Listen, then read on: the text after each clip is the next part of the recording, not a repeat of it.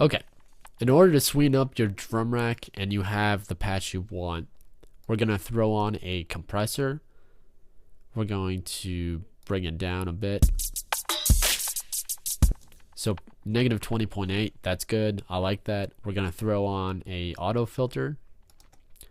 I'll set it to a high pass and just bring it right down to about 30.00 hertz to give it a little bit more boost. To give it a little bit of widening room in your head, you want to throw on an auto pan, but set the rate to probably about 0.05, and the amount you can set it pretty high.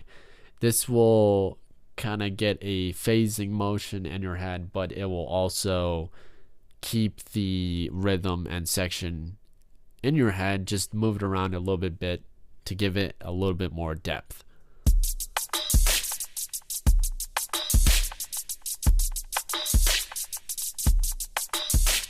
I'm going to set that amount to probably about 25% because it's a little bit much for me. Next, we'll throw on a saturator. I'm going to set the saturator clip to a sine fold. I'm going to right click it, set it high quality, turn on soft clip, and now let's have a listen. If your kick isn't hitting hard enough, we can go in with a kick. To our kick cell. We can throw on a Corpus preset. I think it's called tight kick.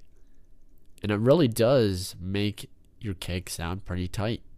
I'm very impressed.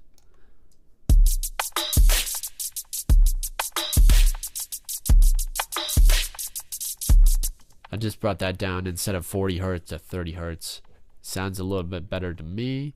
I'm going to bring down the dry wet to probably about 16%, see where it sits in the mix.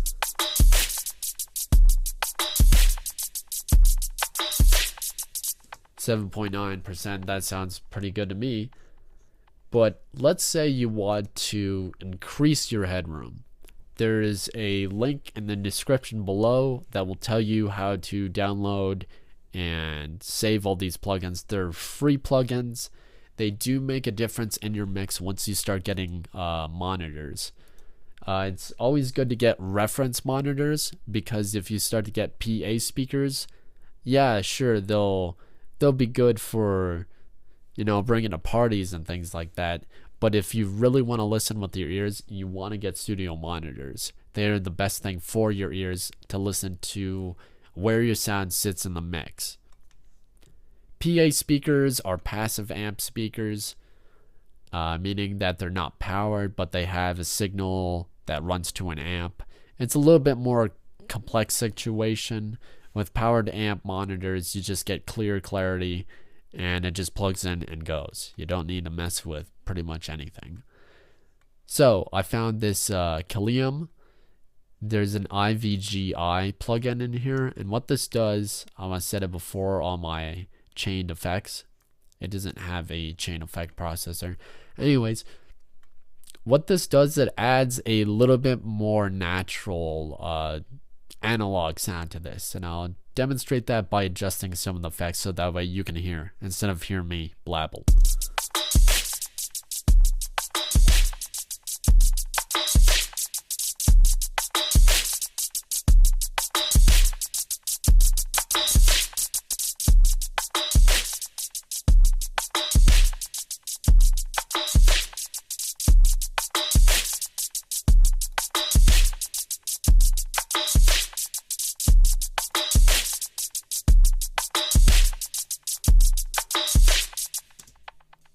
So as you can hear, it kind of adjusted some of the minor frequencies, but it was actually there.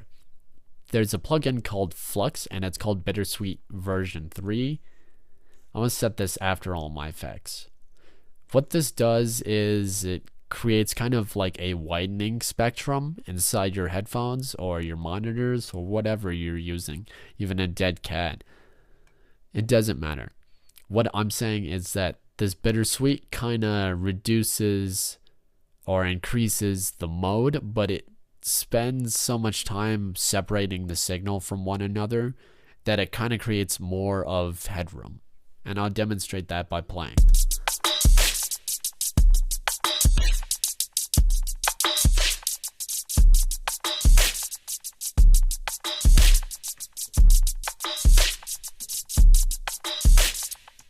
So as you can hear, there's it sounds a little bit more high passed rather than low passed. So I'm just gonna put this at sweet. I want to set it to probably about 5%.